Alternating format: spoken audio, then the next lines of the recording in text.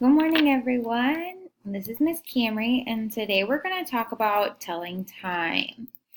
So, to start, we're going to just talk about what the clock looks like.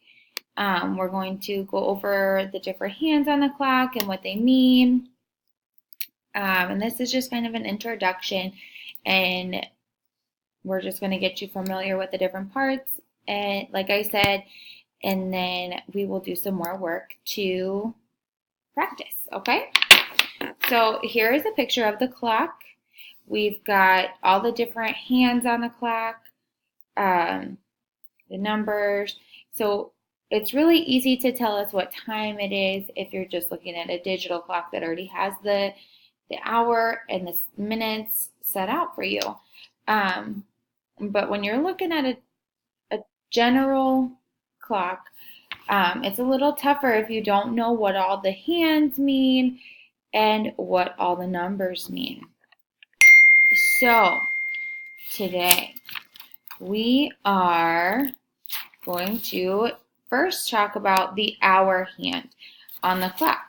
So the hour hand is going to be, one second here, let me just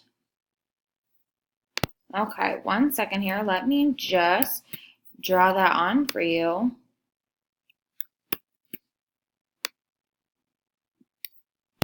Okay.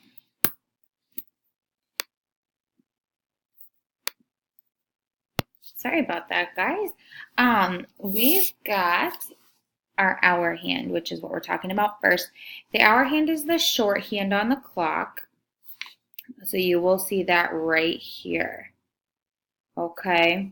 So the hour hand tells us what hour of the day it is. So like if it's 1 o'clock or 2 o'clock, or like on this clock here, it's a little after 8 o'clock. So that will be the first number on the clock that we read, okay? So next we will be talking about the minute hand on the clock, which is this big long one here.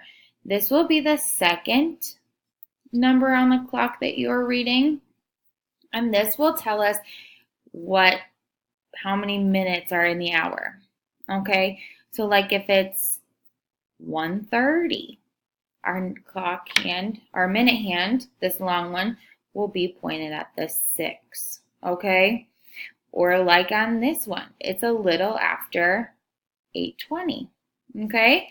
So don't worry about knowing what all those numbers mean. It's very confusing to start. This is just an introduction, like I said, just to kind of get you familiar with what the minute hand versus the hour hands mean, okay?